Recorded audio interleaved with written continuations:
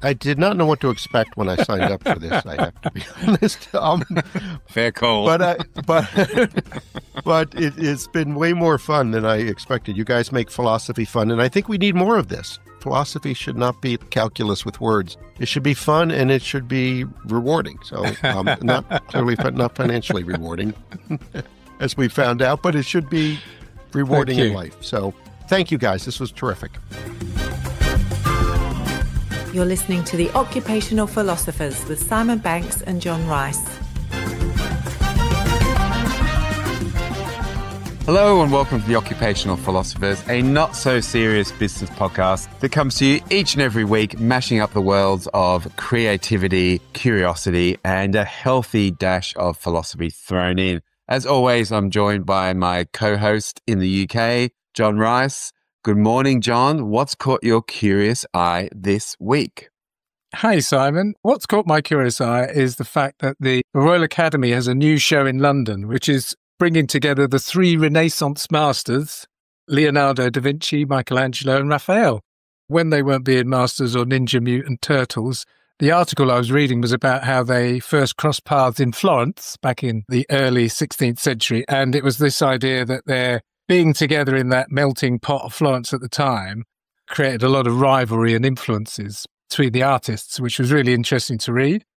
Leonardo da Vinci, he was the elder, as it were, painter, engineer, multidisciplinary explorer, science and philosophy. Michelangelo was the brash, truculent, and already sporting the famous boxer's nose, which he smashed in a fight with a rival sculptor, young unknown, as it were, at the time. It just goes to Michelangelo wanted to tear Leonardo down, but the more peaceful Raphael just wanted to learn from him. So I was quite interested in that whole thing of how that coming together was a place of curiosity and learning. We know that Leonardo's paintings were, as it says here, full of poetic blurrings, but he was a hard-nosed empiricist who described himself as a disciple of experience. So it was that blending of scientific research and sharpness compared to the softer, poetic, romantic paintings that he created. Lovely piece from Michelangelo in the article, which is that architecture is about enclosing space, sculpture is about excavating it, which I thought was a lovely sentiment there, which was how Michelangelo had redefined the city of Rome, but also redefined the way space itself should function. And then finally, and this brings us to the piece that I really wanted to mention, is Raphael, of course, famously painted the School of Athens, which, as we all know, and all of our listeners will know, is the source of the artwork for this very show, and shows both Plato and Aristotle as they're walking through a grand Roman architectural space. And as you know, Simon, you're Plato in the artwork, and I'm Aristotle. And Plato is depicted as old, grey, and barefoot. By contrast, Aristotle is vigorous, slightly ahead of him, a mature manhood wearing sandals and gold-trimmed robes, with the youths all looking his way. And I thought, there we go. You got it right when you actually decided to be Plato to my Aristotle. So tied it up for me. I read the story and it came full circle back to this show. So that's what's caught my curious eye this week. Simon, how about you? Really, it's just about a little jab at the end, that whole story. But I see what you've done there. Now, what's caught my eye, I've dived back into the world of funks. One of our previous guests, Ian Gilbert, funk is that question where there is not an immediate answer. And the reason being, I was thinking around, how do you exist in that grey space in between right and wrong, or your firm beliefs, or this is the way I look at the world. So some of the funks that caught my eye: if you paint over a window, is it still a window? If a zebra lost its stripes, what colour would it be? And also, what colour is Tuesday? I just love these these answers where you sit in the middle. And I think it's a really nice way to think how we might just navigate some of those, just navigate the way we look at the world, understanding there is no perfect answer. Did have the answers was yes, white, and blue. Is that not? Yeah. I did this with my wife and she said exactly that. No, that's right. There's no. She goes, that's easy. Yeah. So I just like that idea of funks and how do we sit in between those spaces where there are multiple answers just depending on where you come at things in the world. Now, John. Yes. We have a guest on this week. Very exciting. Who is the curious cat we have on this week? I'm genuinely excited. Simon, our guest today, is an award-winning journalist, a New York Times best-selling author, a much sought-after keynote speaker, many topics including happiness, innovation, the power of place, which is interesting, and he regularly leads writing workshops around the world, including one which came through in my inbox today to Bhutan. So it's perfect timing.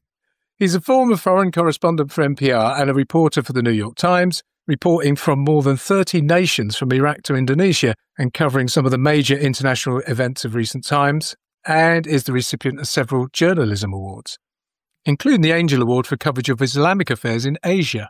His works appeared in the Washington Post, New York Times, The Atlantic, National Geographic, among other publications. His books, which I am reading two in parallel, The Geography of Bliss, The Geography of Genius, Man Seeks God, The Socrates Express, and his latest book, Ben and Me, which has just been published a few months ago. Please say hello to my favourite author of the year and moment, Eric Weiner. Hello, Eric. Hello, Eric. Welcome.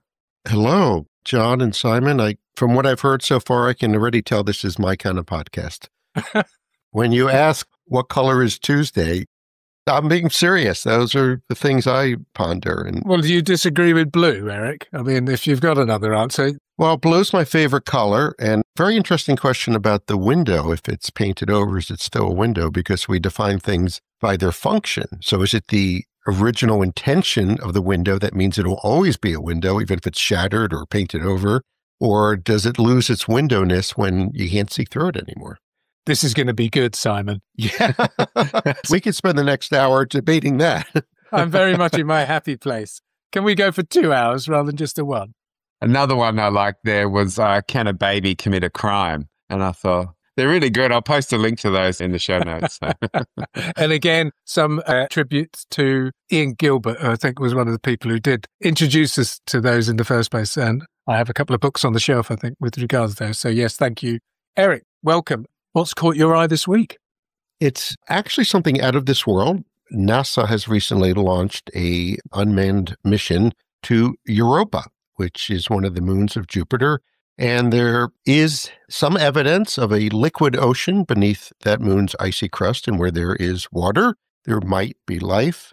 And it just happens by coincidence that the chief scientist for this project, a man named Robert Pappalardo, is my cousin. And so I've known for years that his whole career has been just waiting to get the funding to launch this probe. And I saw him quoted actually in my local paper, the Washington Post. At the launch site, he was talking to fellow scientists and workers. I'll just read, it's not very long, I'll read what he said. For most of human existence, neither children nor elders or philosophers could imagine a moment like this. There was no place beyond the earth, air, the fire, the water, except for the ether, the quintessence, the industrious machinery of the celestial spheres, heaven.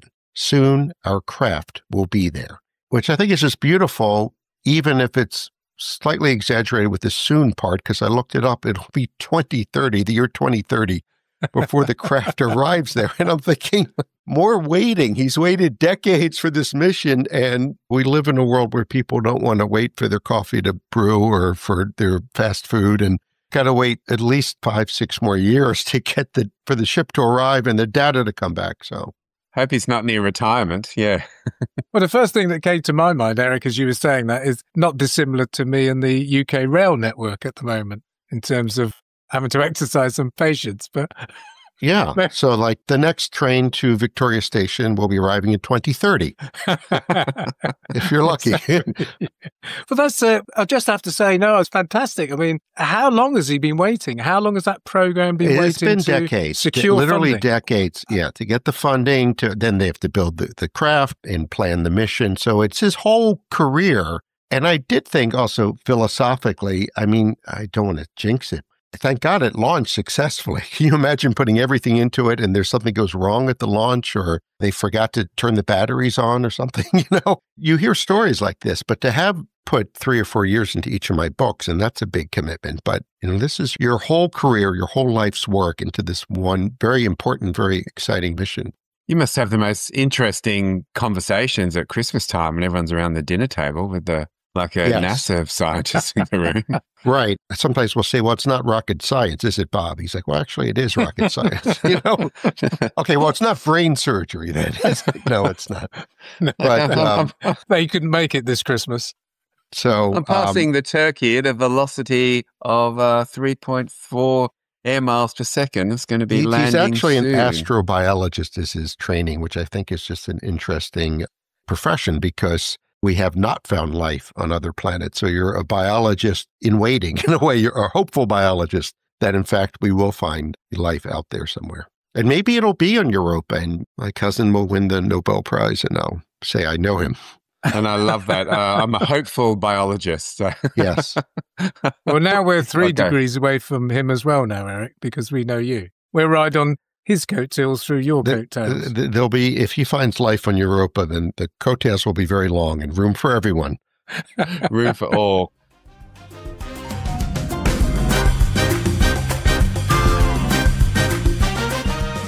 Now, Eric, we have listeners from all over the world. Where are you in the world and what can you see out your window?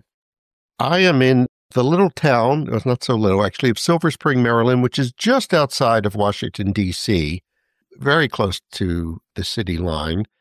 I'm afraid the view out my window is just kind of boring. It's trees and houses. My cat spotted a rabbit in the yard the other day, and that's caused endless fascination. If I crane my neck a little, I can see construction for a light rail that will be finished about the time Europa mission, the Europa craft arrives on that planet. It amazes me how these things are constantly delayed and so disruptive. And I guess they're banking on the fact that when the train line is eventually completed, you'll forget about the disruption.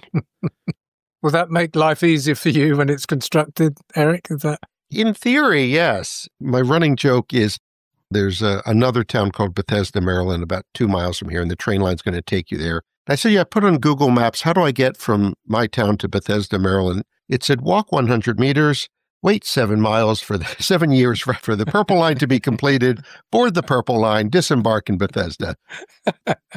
Yeah.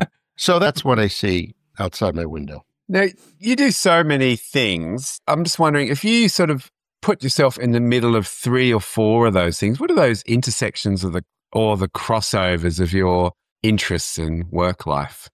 That's a good question. When asked to describe myself, I call myself a philosophical traveler or a traveling philosopher. I would say one of my main interests is the power of place. And there's this fairly obscure but quite fascinating academic field called place studies, which is more than geography. It's geography, but it's also philosophy and psychology and architecture and much more. So I firmly believe that place affects us in ways we're not aware of even and especially, in fact, in the digital age. So that's one area. The other is obviously philosophy, the big questions. I've written 5 books and not one has been on a small subject. I keep trying to write like a small book. John McPhee, the American writer, wrote an entire 300-page book about the orange. A man named Henry Petrowski wrote a 500-page history of the pencil. I'm thinking, I just want to write something small like that. But instead, I've written about happiness and spirituality and creative genius and wisdom. I would say those are 2 of the big areas, yeah. And would you add space as a place that you might write about at some point? I've not been a real space head exceedingly. I find this world is interesting enough. I'm not done with this world yet. The one thing that does appeal to me about space exploration, because I often feel that the subject of one of my most recent book, Benjamin Franklin, he said he wished he was born 100 years later. He could see all the wondrous scientific and technological innovations. See, I feel the opposite. I wish born 100 years earlier, because as a traveling philosopher and as a travel writer, 1920s, between the 2 world wars, that was a time to really explore the world where there were still things to explore. And you could, if you were the first white person to get to Borneo, that's all you needed for a book contract. I went to Borneo and I came back. That was it. Now we have to come up with more clever ideas like the Geography of Bliss and things like that. But yeah, I think I would have liked to have been around 100 years ago. Is that just on that last thing on place, Eric? Does that includes place as in the buildings we might inhabit or the environment, immediate environment around? Or is it the actual geography, the city we reside in or the country? No, it's the whole thing from the room you're in. Maybe you engage in claustrophilia, which is a term I just discovered, which is the opposite of claustrophobia. It's people who actually enjoy small spaces. So you're in your little town. Outside of that is the UK, and then across the channel is Europe. And you can look at place from many different perspectives. I mean, it's your immediate surroundings, and then it's also the invisible environment you're in, which would be English culture and then British culture also. I mean, we could talk more about that, but I feel like that is the invisible waters that we all swim in, and we're usually just not aware of them. Like the goldfish is not aware that they're in a fishbowl until you remove them from the fishbowl, and they're looking back and say, oh, I can't breathe, and I was in water. And so we need to step out of our own little fishbowls and hop into others for at least a while. And the beautiful thing is that when you hop back in your own fishbowl, you see it more clearly. And maybe you've experienced this if you've traveled abroad and then come back home and all of a sudden UK or Australia, you're seeing with fresh eyes. Yeah, I often like to talk around this notion of traveler's eyes. Like when you travel, your mind's on overdrive, and the moment you get wherever you're going, your senses are on overdrive, your mind's on overdrive. And I always think if we can just bring a little bit more of that traveler's eyes back into our daily life, because we travel to see things we can often ignore at home.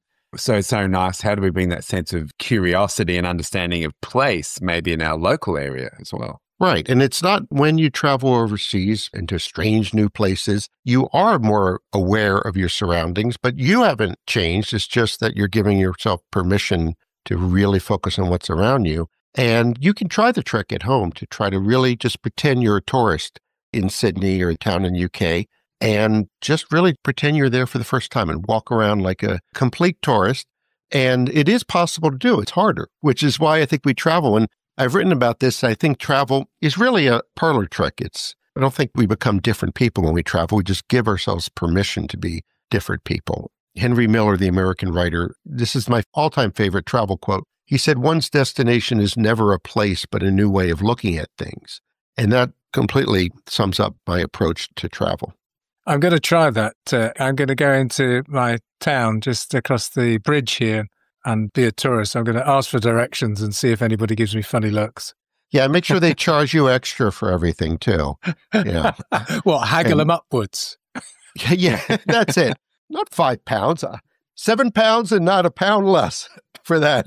And yeah, and take pictures of everything and take selfies of yourself in front of boring houses and things like that, and go to the local gift shop. Now, I used to do this with my kids when they were younger. We used to go around and take crayons, and we'd do crayon rubbings on all the things in our little town. So we'd all look at the textures, and all of a sudden you notice signs, and you notice things on the footpath. So John, take your crayons, go around, do some texture rubbings, and especially in the UK, there'll be so many plaques and different things. And once you're looking for it, you'll be surprised what you can see. I shall come back next really week cool. with my texture rubbings. Yeah, and the side of a crayon, John, the side of a crayon.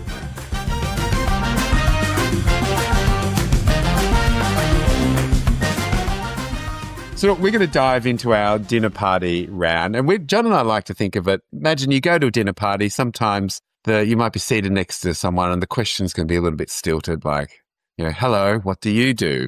Or something. You go, okay, I do this. And sometimes they feel, maybe not, they don't flow as well. So John and I have always thought, well, what might be some better questions to ask if we sat down with someone we didn't know at a dinner party? So we've arrived. It's a lovely scene. We've got some lovely wines. We'll say we've got some wines from the Napa Valley, a little bit more local, not so local way. Maybe going to pour some of those out. So my first question. Are there appetizers too? Yeah, we've got appetizers. Yeah, okay. Yeah, absolutely. Okay. We've got some quail. We've got some quail. Nice, and we've got some quail eggs as well. What's not so much UK snack? What's giving you joy at the moment? Talking to you guys, I would say. Beyond that, being between projects, actually. I've finished one book and I'm not 100% sure yet what the next one will be.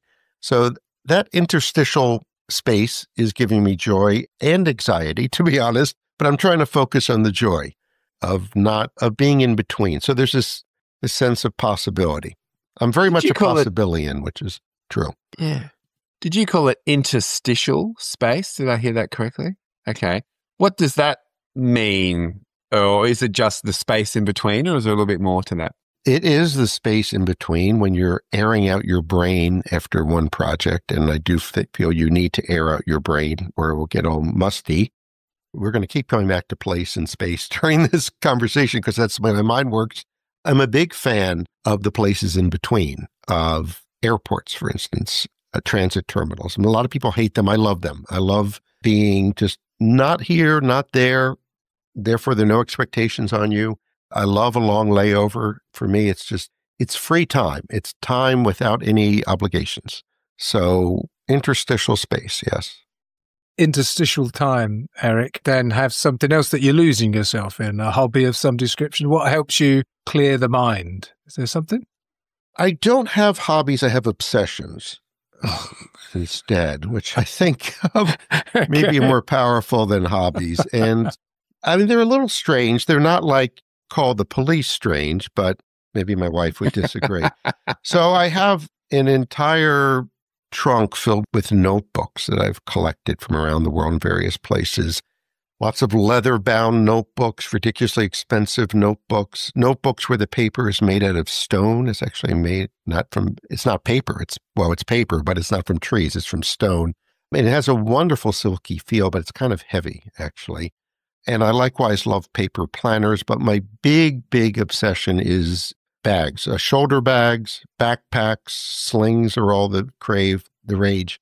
You may think I own too many because I own about 54 at last count, but who's to say what's too many and what's the line between an obsession and a collection? I collect bags and I just maybe it's because I travel so much, I don't know, but I love when a bag is perfectly designed with not too many pockets, not too few pockets, a place for everything, the right feel in your shoulder, usually a mixture of wax canvas and leather, and a very analog thing that you can carry with you everywhere you go. So I'm a fan of bags as well, not so much to your extent, but I certainly like to have one that works for me. You're heading out the door. Let's say you're just having a bit of a wander around a new city. Let's say you've arrived in that new city. You're going to go for a wander and you're going to be gone for, 4, 5, 6 hours. What's your bag and what's in that bag? Am I bringing a laptop or no? I'm saying no laptop. Yeah, no laptop. Okay. Well, I probably would be the tree-size verse, which is a handmade bag out of Belgium with this beautiful wax canvas, and it's got a leather strap, and I'm bringing my leather planner made in Porto in Portugal, and I'm bringing my reading glasses, and I'm bringing not too many books. And I'm bringing 2 books. I'm bringing 1 nonfiction, 1 fiction, and I'm bringing one of my many notebooks, which is separate from the planner. The planner's for part of my brain that's organizing my life. The notebooks are for freestyle and just sandboxing ideas, as I call it. And would this bag hang over your shoulder, or is it a backpack or more of a satchel? I went through I went through a serious backpack phase, and now I'm back into the satchel phase. And there are convertible bags that can do both, but hybrid things don't really work. And that's true for most things in life. Hybrid work, hybrid cars, hybrid bags that try to be a satchel and a backpack. They usually do neither particularly well, but I think there's something about us humans that we just love that all-in-one. Maybe it's an American thing. I don't know, but the all-in-one, it's a bag, it's a satchel, and it's a backpack. It's a slicer, dicer. It does everything. And $24.95. Yeah, even hybrid ideas can be problematic. It reveals a kind of a lack of commitment, I think. But we love the idea. I think we'll say, it's the hybrid model. And it feels like, it's a compromise, a wise compromise. Sometimes, maybe. Usually, it's a cop-out. 2 thoughts come to mind, Eric, as you were saying that. One is, it must take you ages to get out the door. It does. And there's also the problem of, where are my keys? Where's my wallet? Where's my phone? It's another bag. And I don't know which one. Or if I say to my wife, where's my whatever? Have you checked a bag? It must be in a bag. So this is the problem is I lose track of where I put things. But the beautiful thing is, maybe if I won't use a bag for 3 months and I'll open it up and I'll find $50 or something, something I left behind. It's like, oh, it's a present. So there's the positive side to that. The second thing, Eric, that came to mind is, I think you've got a topic for your next book. You said you wanted something smaller. Bagman. Yeah. Bagman. Well, there is, Simon, there's a website out of Australia, I'm not making this up, called Carryology. And it's basically about the philosophy of carry. And they're sewing bags too, but it's called Carryology. I'm 90% sure it's an Australian production. And they wanted to interview me, actually, when my books came out. I don't know what happened to that. But yeah, there is other people like me out there. So there you go.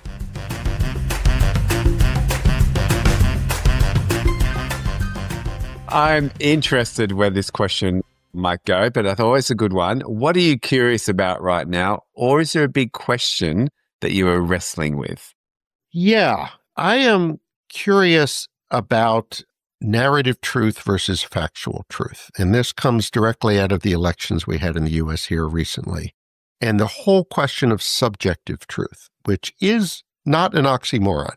I learned this through my research for my book, Geography of Bliss. How do these blissologists, these researchers, how do they measure your happiness? But they don't hook you up to an MRI machine with electrodes or anything like that. They ask you. They would say, John, on a scale of 1 to 10 overall, how happy are you these days? And tell people this, you're like, well, that's entirely subjective. I'm like, yes, it is. Are we supposed to judge John's happiness by looking at him or looking at his life even, or his income or whatever?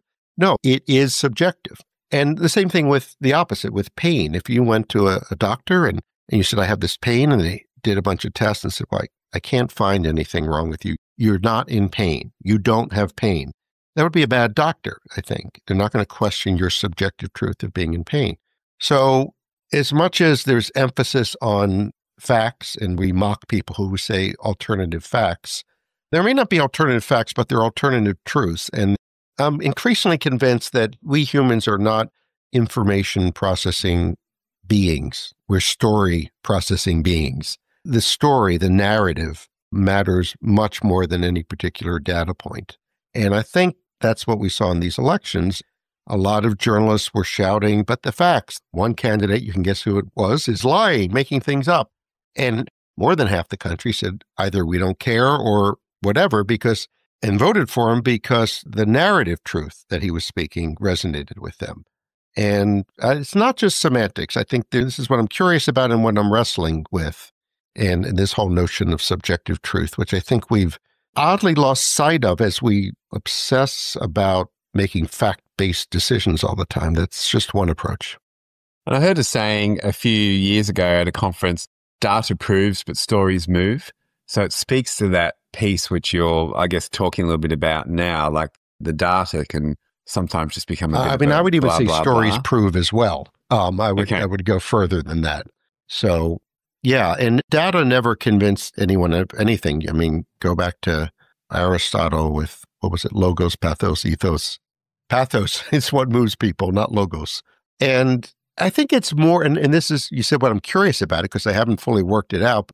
I think there's oddly like two things going on right now in different directions. One is people are questioning experts and they're questioning facts and they're questioning science. And I think one reason they're doing that is because subjective truth has been diminished. How you feel, you can't say it's kind of a tired expression, but your lived experience, people feel it's diminished. I think that explains a lot of the election results, is people feel their lived experience was being trumped, if you will, by data about the economy, for instance. But the economy's good. We have all the facts. What's wrong with you? It's the patient who says he's in pain and the doctor who says, no, you're not. We've done all the tests. Well, yeah, not going to work. There's a whole podcast on that, Eric. Yes. We could get back to. Talk about the orange for an hour. I was going to say, and this is you in the interstitial time. You should be taking a break. I know. I need to have more trivia. This is why I think back to the trivial bag obsessions, because I'm either thinking very profound thoughts or literally spending hours on eBay looking for a deal on a nice wax canvas survey bag. It's comforting. You make some very nice bags in the UK, handmade leather and canvas bags. Just a final question before we start to wrap up our dinner party. Eric, have you got a favourite cocktail or dinner party fact or a little story that you like to share with guests that kind of brings a bit of... Am I allowed two quick facts? Please. Yeah, absolutely. Number one. I'll just bring a nightcap over for you. So say you're talking to someone who announces that they're a vegetarian. Rejoinder, Hitler was a vegetarian, which is true. And I find that shuts down the conversation there. And when people start moaning about it's true. Also a dog lover. So what do you do with that? I mean, he was. And Plato was opposed to democracy. You may know that. He did not trust the mobs.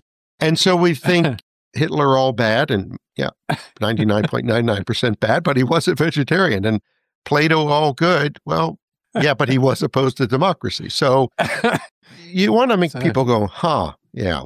I don't get invited back to many of these cocktail parties. So, especially with my vegan friends, Yeah, I was going to say, the vegan man was party so rude. Yeah. Did you hear what he said to me? I think he just called me Hitler. Pass the tofu. Pass the tofu.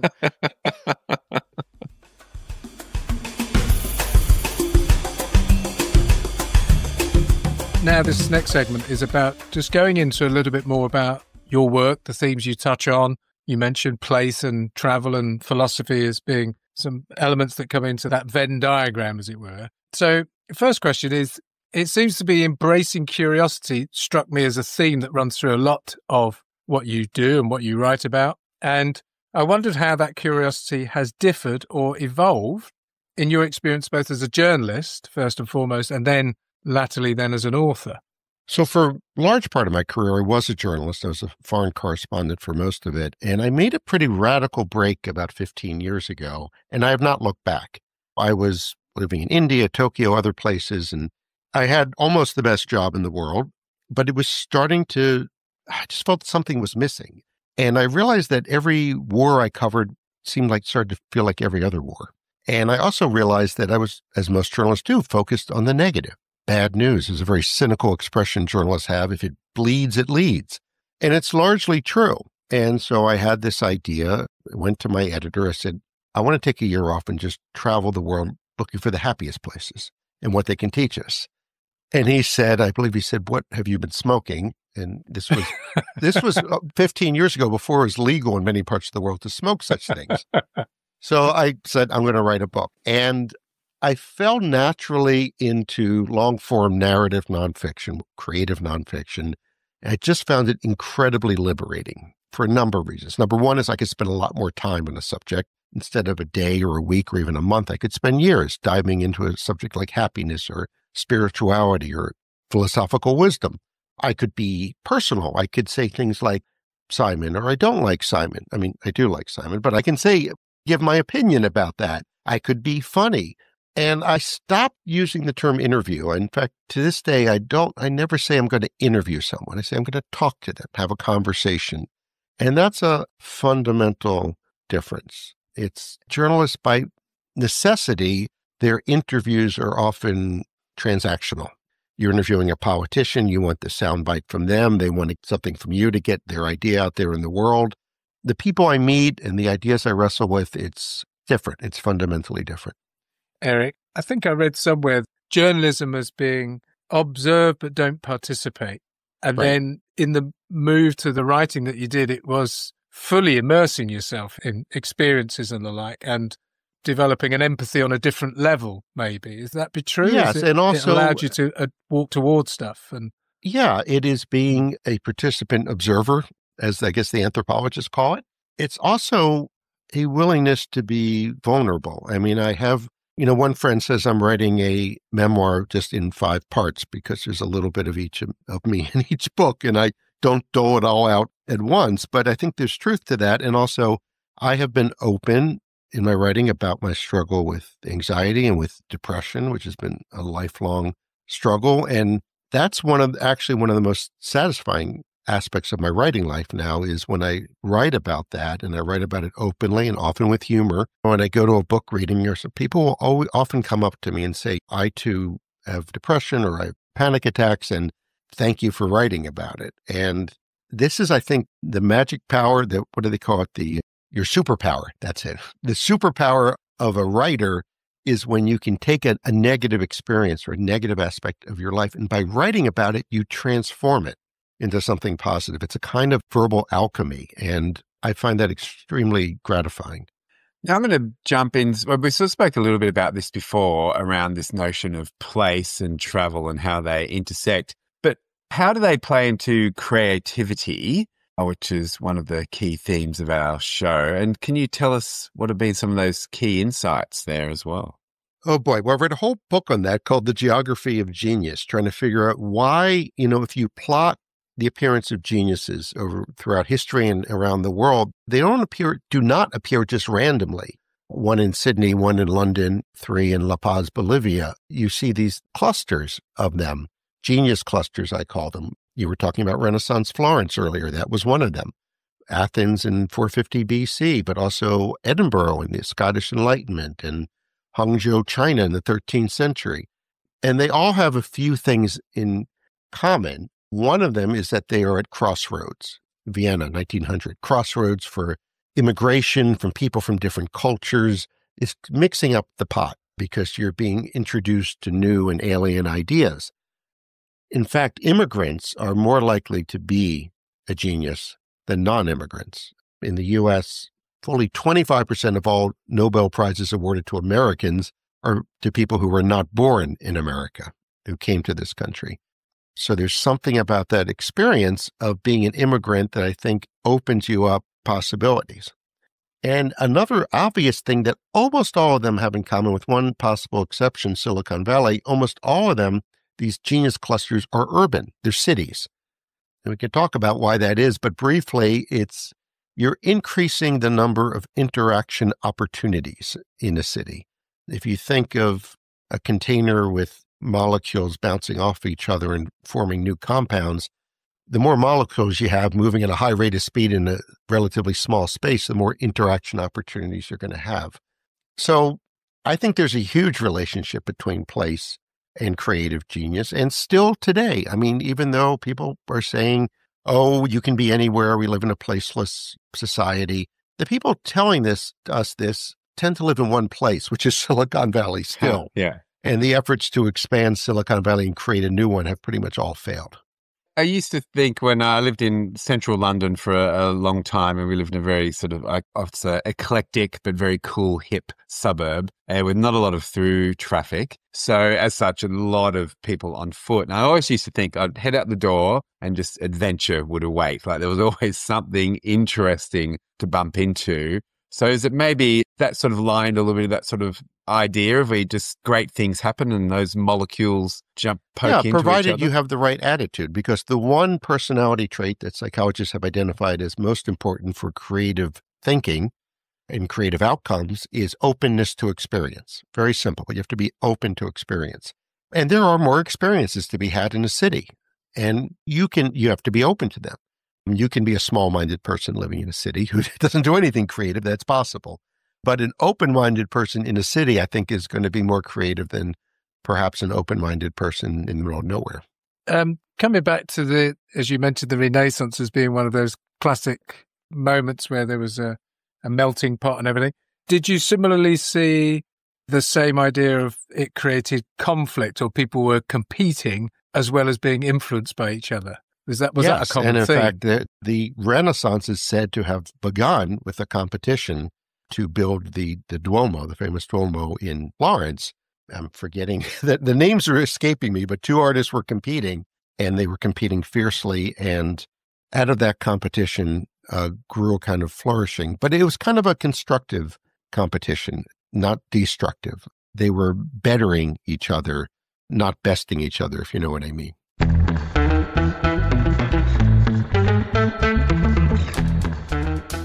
Just now switching to the subject of your most recent book, Benjamin Franklin. And I'm just going to ask this. Is he the ultimate poster boy as someone who personified curiosity, creativity, imagination and play, which are all core ideas at the heart of this podcast? Because from what I've read so far, it's pretty amazing. What he did and who he was. Yes, he is. And Elon Musk certainly thinks so. Elon Musk has gone on the record saying Benjamin Franklin is his hero and his role model. Yeah, Franklin absolutely fits that bill. And he was, oh my God, I would take me an hour to list everything he did from, postmaster, printer, publisher, diplomat, influencer. I think he was the world's first influencer as well. And traveler, he was a tremendous traveler. But why? What did he have? What one historian calls an empirical temper. And I love that phrase, empirical temper. It means that basically, I think he brought the whole scientific mindset of testing hypotheses to everything in life, to the world of morality and virtue also. And so he was both self-confident, he definitely was not shy about that, but he also had extreme intellectual flexibility at the same time, which is a rare combination. Usually people who are very sure of themselves don't have that kind of flexibility, but he changed his mind as he aged. He lived until age 84, which was a particularly long time back then. And in his 70s and 80s, he changed his mind about the British Empire, kind of gave it a thumbs down at age 69. And he changed his mind about slavery also when he was quite older. So he had that openness to experience that I was talking about, and he kept it right until the end. And the word that we had in there as well was playful, wasn't he? I mean, one of the things I'm reading is how that mischievous might be one description of it, but he was playful in He's been called the founding father. He's been called the founding father who winks at us. So he always had this. He was sly, and he would impersonate, or he had dozens and dozens of pseudonyms. I mean, he wrote as a middle-aged widow in Boston when he was a 16-year-old teenager. He wrote as the King of Prussia. He wrote as enslaved African-American. I mean, he could wear these masks, and I don't think he was a phony. I think he was what the British philosopher Alan Watts called a genuine fake. He just fully embodied and imbibed and owned these personas for a while at least. And he found them a useful way to get his ideas into the world when maybe people wouldn't listen to, a 16-year-old upstart from Boston, but they would listen to a middle-aged widow named Silence Dogood. So the playfulness was also useful. And would he embrace technology if he was here now? Oh, definitely. Eric? Would he be, I say tweeting, but obviously it's Xing now. He would probably be Xing. Like Thomas Jefferson, George Washington, they cannot picture them like in a coffee shop with a MacBook Air and noise-canceling headphones. But I can picture Franklin there, and I can picture him inventing noise-canceling headphones. But I will add that he was not a technological fetishist, some people you see in Silicon Valley. His objective was betterment of society, right? I mean, this is a man who, from age 23, began each day by writing down a question, what good shall I do today? And ended each day with another question, what good have I done today? So I think he was first and foremost a social entrepreneur, and then technology was a means to it. I think oftentimes we get this backwards now, and some new gizmo, some app or whatever comes out of Silicon Valley and, let's find some use for it.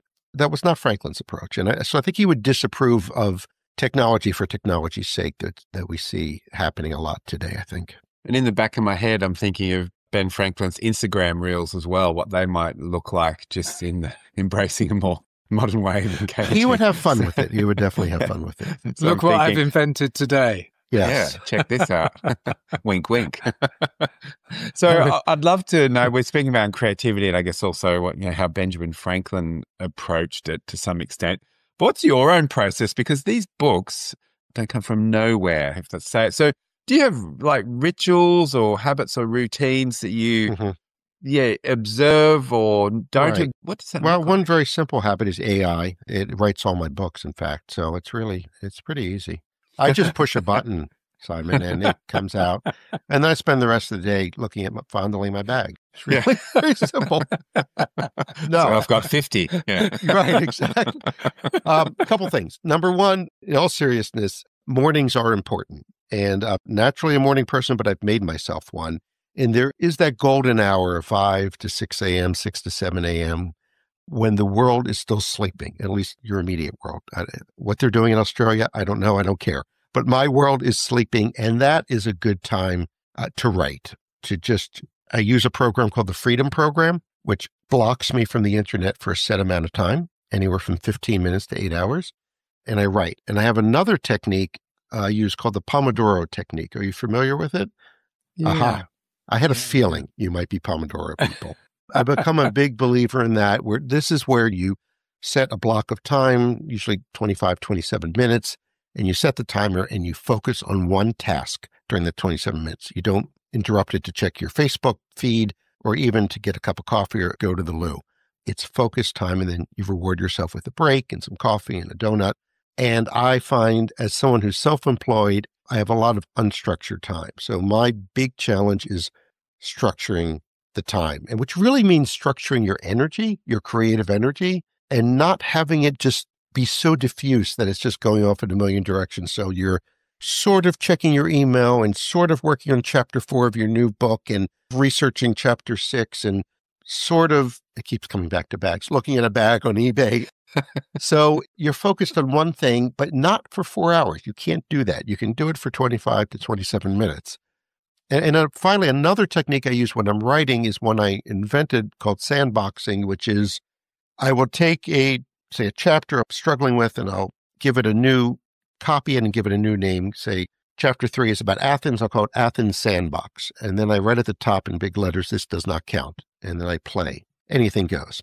And I keep the other adult file, but I see what comes out of the children's sandboxing. And usually 1 or 2 ideas will migrate over to the adult file.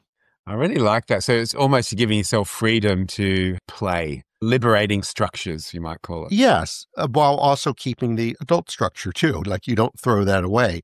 It's when I'm stuck, when I feel like I just a bit stale. I'm not saying anything fresh. You just totally let yourself go. It doesn't count. You're playing. And not everything comes out of play. So you have to be willing to, quote unquote, waste a Pomodoro or 2. Last question around this, Eric, to a few times, and how does place factor into your creative process? Do you go somewhere for certain aspects of what you're doing? I cannot work at home very well. I am a coffee shop person, especially in the beginning of a project. When I'm editing, then I have a sort of shared writer space I go to, and it's quiet, and I got the pages in front of me. But in the sort of generative process of getting the words on the page, I need to have that background hum. There are researchers who looked into this and found that the ideal decibel level for creative thinking is not complete silence, as you might think, and it's not a very noisy environment. It's about 70 decibels, which is the decibel level of a pretty busy, active coffee shop. And I like that. I've got 2 or 3, and I move around, circulate. If I'm stuck, I'll go to another one. Excellent. And that was going to be my question, John. So I'm glad you asked it, because and I often find for myself, again, I've written 1 book. I'm working on the revised version of that as we speak. But I did pretty much the whole thing, exactly what you did. Did it very early at home, like in that 5:30 to 6:30, and then everything else was in a coffee shop. Yeah, just to get that sort of of stimulus moving in, people walking by, different conversations, laughing, and that sort of just feeds that. Yeah, I think coffee shops, they used to be places of conversation, and now they're mostly what I call adult parallel play, where everyone's on their laptop doing their thing. But I know there are other writers in the coffee shop I go to, and I see them struggling, and we'll nod to each other every now and then. And would movement ever be something for you, Eric? Will you go for a walk? Will you do a Jean-Jacques Rousseau and go to do a trek somewhere? Yes. And I've written about the connection between creativity and walking. You're totally right about Rousseau. He was a big walker. Yes, I will. I probably should do that more. I have to remind myself of what I discovered in my research, that yes, walking is good for you and it's not a waste of time. It can be walking, it can be taking a shower, it can be going to the gym, just something. I think walking is sort of the ideal activity that requires just enough brain power you have to focus on it so you don't fall on your face, but still frees up enough of the creative mind. So I probably should walk more. Thank you for that.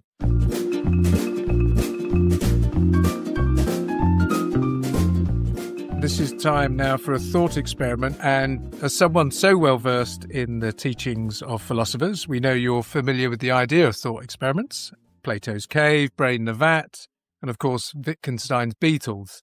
They're all the means of exploring profound ideas to expand our understanding of the world. However, on this podcast, our thought experiments are more akin to a 1970s game show, but without any prizes. So with that in mind, today's thought experiment is called Your Place or Mind. So we know you love both travel and the great minds of philosophy. So this thought experiment is called Your Place or Mind. And what you have to do is combine both the name of the place and the philosopher into an answer. So we'll give you a point if you recognize the philosopher being described. We'll give you a point if you recognize the place being described. And if you combine them into a lovely portmanteau type answer, we'll give you a third point. So there's a lot of points here to play for. And a lot of pressure, I might add, too. I'm going to start with an easy one to get you going. You'll get into the flow. So this first one, here we go. A city of refined thought and reason, combining French elegance, was loved by this Greek philosopher who wrote on logic, metaphysics, ethics, and taught Alexander the Great. Oh, point for this place. Should be easy. Could you repeat the question, please? Yes, certainly. So the city, a place of refined thought and reason, combining French elegance. It was loved by this Greek philosopher who wrote on logic, metaphysics, and taught Alexander the Great. Can you name the philosopher and the place and put them together? Okay. Athanassal. Oh, very close. It could have been good. Think of French. I thought Aristotle. French. Aristotle's correct. Yeah. Aristotle, but and the French capital. Yes, Paris. I got that. Put those together. Oh, Aristotle. Okay. Yes. Okay, I misunderstood. I thought the philosopher had to be from that city. No, they're separate. We're not that clever. Okay. That would require months of planning. So, although we seem like we're highbrow, okay. we're actually we're very, very. That's what was confusing me. I'm thinking, I don't think Aristotle ever went to Paris, but he keeps saying French. So the answer is Aristotle. Aristotle. Hurrah! Yes, we're off and running. Okay. That's all right, fantastic. now let's keep going. Now I've got it. Okay, now you're into it. So there's a little bit of artistic license in these descriptions, Eric. Do you have an artistic license? Is it expired? Can I see it, please? Very much expired and unlikely to be renewed. It's been renewed last week, I like to think. So our next one. Oh, good. Yeah. So a city with one of the most recognizable buildings in the world, with its distinctive sail-like design, sitting on the edge of its harbour and hosting a range of performances from opera to theatre and dance. And a favourite spot for this German philosopher who returned for his holidays again and again and again for eternity. Sid Nietzsche. Oh, that is it. Yes. Boom. 3 points straight off the bat. All right. Okay, let's keep going. This is my fun. mind is blown. Okay. I mean, that's the strongest start we've had since Barack Obama, so that's good going. Okay, so this next one here is this German philosopher whose critique of pure reason transformed modern philosophy with ideas on epistemology and ethics could often be seen at this historic Guatemalan city, famous for its preserved Spanish Baroque architecture and surrounding volcanoes. Guatemalan city. The other one, the one that's not the capital. Anticant? Careful. I don't know. A combination of Antigua Emmanuel Cantigua. Yeah, Cantigua. Okay. I thought Anticant would work too, but this is a family broadcast. No, we'll pay that. We'll pay that. We'll have to put explicit when the show goes out. The first warning we've had on this show. Yeah, that's it. Okay. Right, here we go. Okay, So, next one. No, Simon, next one for you. Can you tell me the city? I'm going to throw it right back at you. Tell me the city where Immanuel Kant lived and never left in his whole life. Is it somewhere in Austria? No. It's changed countries over the last few centuries. It was part of Germany.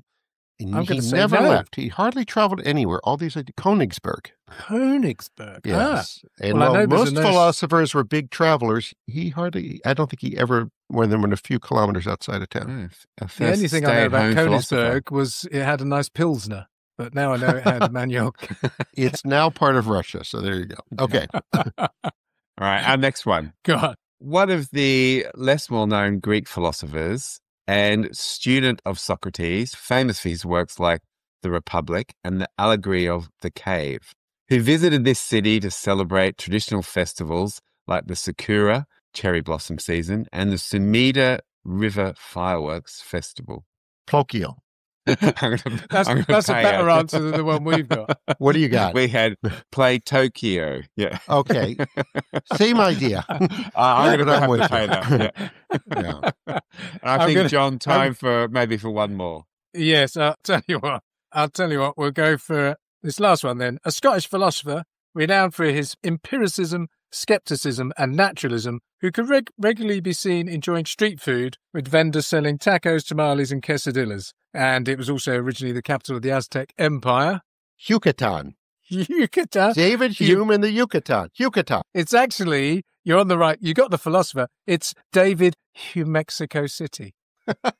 I think that you crossed your Mexico City with the Yucatan Peninsula. Yeah, which is a I think further Yucatan south. sounds better, but Yucatan does sound better, Okay. actually. So you could have said which is Cancun. okay. Is Do you want the one spot. more? Do you want one more, Eric? or are you done? bonus round. Bonus Okay. round. Okay, all right. Simon, do you want to do the last one? Okay, a Stoic philosopher and writer from ancient Rome who could sometimes be spotted walking the ramparts of this city's Roman fort, called Fort Cardiff, around the 1st century AD.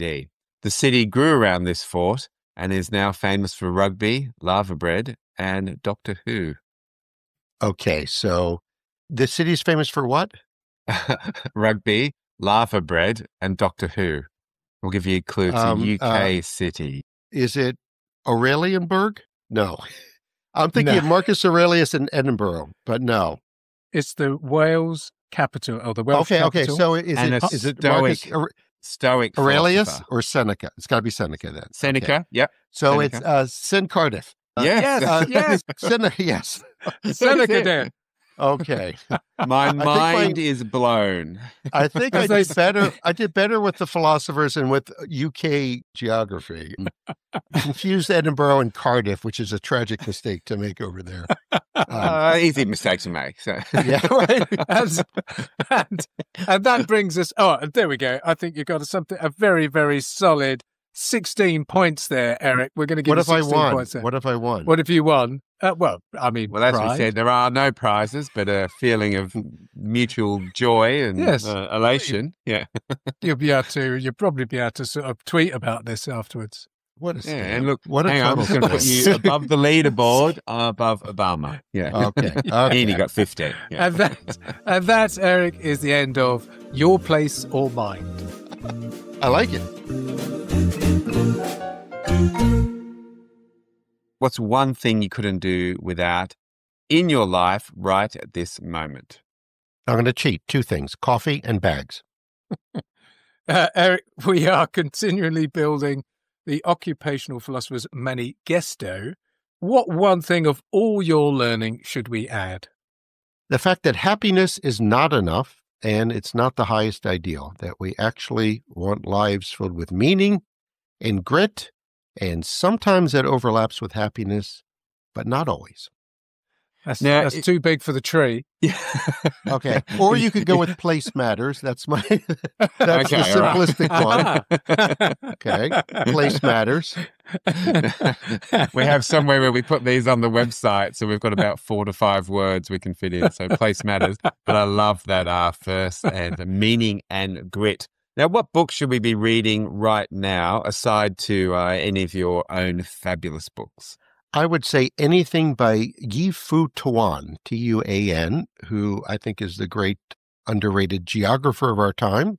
He writes in a very human way about place. His books include Space and Place and topophilia, which is a word that means, can you figure out what topophilia means? Topophilia. What do you think it means? Is it an You love aversion to topography? No, you Love of topography? place. Love of place. love of Topophilia. So I'm a Topophilia. topophiliist, but I probably shouldn't advertise that. Sounds weird. Okay. Sounds a bit dodgy, but Yeah. Yeah. Yeah. I don't want to be a registered topophiliist in my neighborhood, But anyway, They'll put you on the place register. yes. Yi-Fu Tuan, seriously, he's a great thinker and he's an academic, but he writes beautifully, very clearly, and he looks at the world through the prism of place as I do. oh, I Lovely. love that.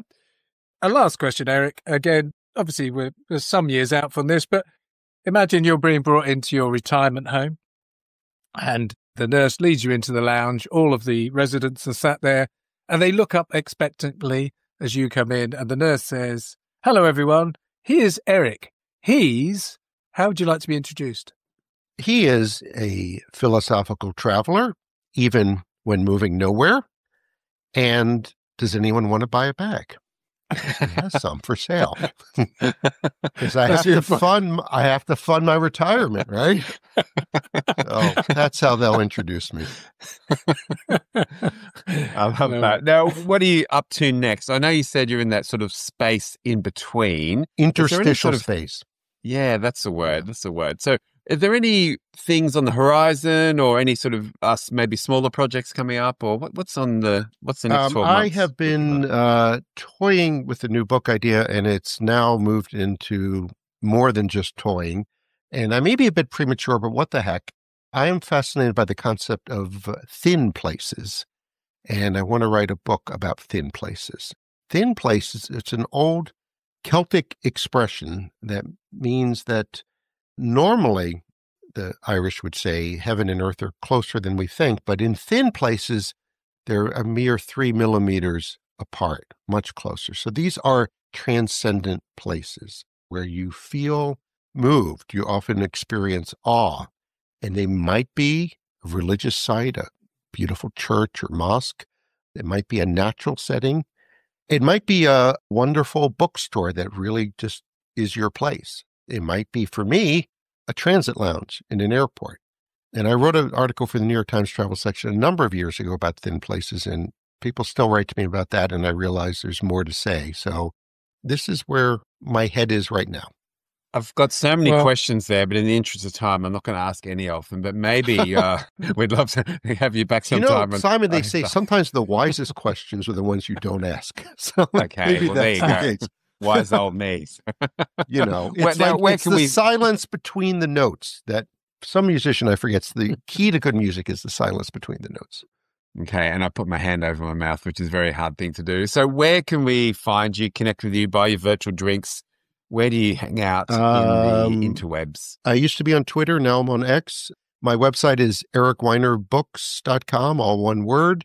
I'm in the usual places, Instagram, etc. If you want to join me in Bhutan, I have a writing workshop, no experience required. You'll see the country, you'll experience it. That's in late April to early May. Look on my website for that. And I will be in Miami at the Miami Book Fair at the end of this month. So if you want to leave cold England for sunny Miami, drop on by. I'll be in New Delhi the end of next month, and then Kathmandu in South Asia. So any plans to come back to drop by drizzly old London and come see Benjamin Franklin's house again on Craven Street? Well, you may have some thin places there, so I just may do that. And Ireland's just across the sea. I would love that. I would love that. Let's have coffee. It's been a real pleasure, Eric. Yeah, I can't say again how much of a joy it's been to chat with you. As I say, enjoying reading your books. I'm going to shortly be going through, obviously, the back catalogue as well. Yeah, and as and when you do set on this new book around thin places, to echo Simon, absolutely love to catch up with you again. It would be a real delight. I did not know what to expect when I signed up for this. I have to be honest. Fair call. But it's been way more fun than I expected. You guys make philosophy fun, and I think we need more of this. Philosophy should not be like calculus with words. It should be fun, and it should be rewarding. So not financially rewarding, as we found out, but it should be rewarding in life. So thank you, guys. This was terrific.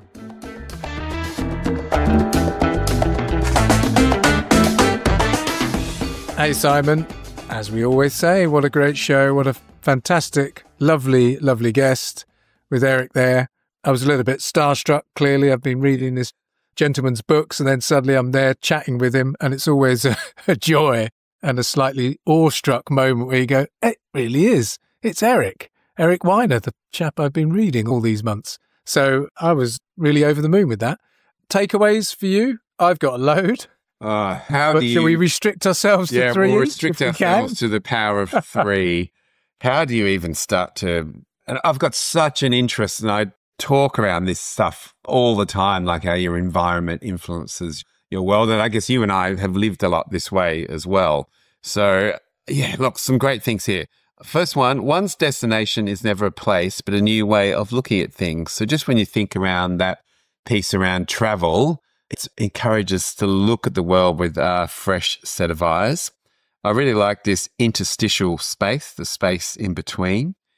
And I think it's that space of being okay with that ambiguity and being open to serendipity, which is a word we like to throw in all the time. But like you can sit, maybe there's less rules in that space in between. So it's being comfortable with, oh, I'm not quite sure I might come out of that. And also I love this one around, creativity is an openness to experience, which ties in again with that piece around being open to what's going around you. And also 25% of the Nobel Prize winners in the US were not born in the US, and they've had that lived experience, which goes through to that. So yeah, look, there's my quick 3. I could talk for another hour around what he spoke about. However, in the interest of brevity. What about you? Yeah, the thing about the Nobel Prize winners being, a large percentage being immigrants goes to that idea of diversity within that cultural melting pot that you saw in those places that had high levels of creativity, such as Florence, Renaissance in Florence and Silicon Valley, etc., Scottish Enlightenment, all of those. It was the diversity of minds and thoughts coming together that fueled that.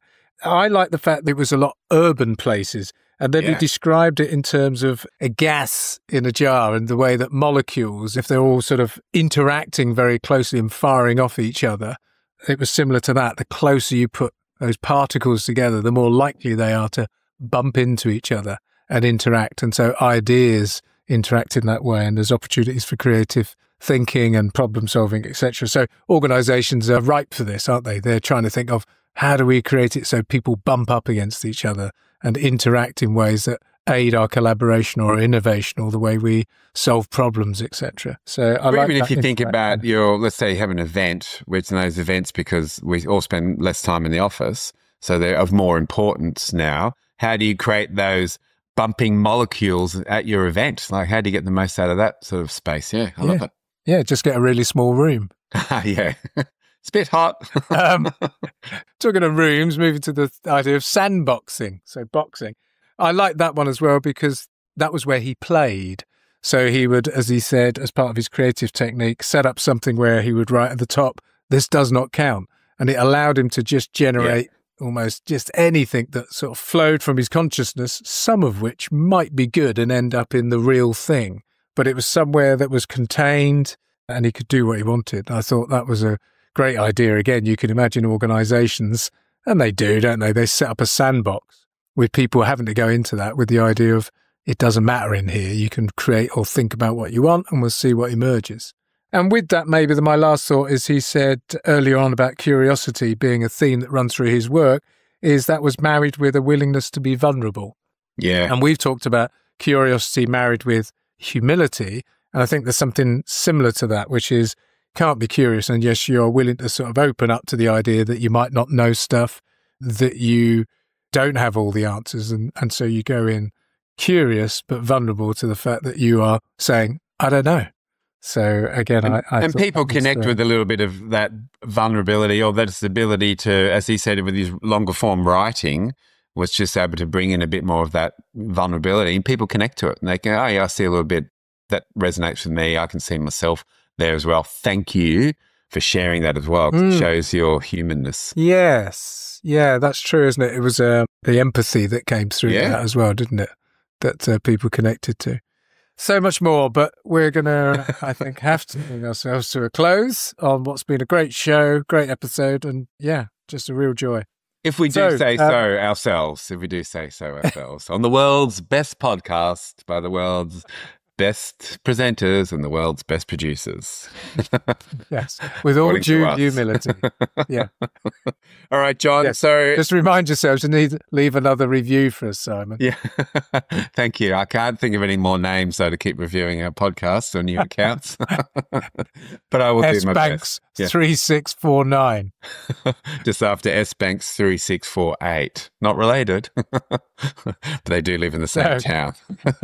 Now, if you have enjoyed the show, and we always say this, but we would love it if you could tell your friends, or maybe even go, yeah, all right, that was so enjoyable. I'm going to spend the next 2 minutes, because that's all it is, jump on Spotify or Apple and leave a wee little review for us as well. And as always, John, we like people to each and every day check out the website. You forgot Oh, yeah, that too. Yeah.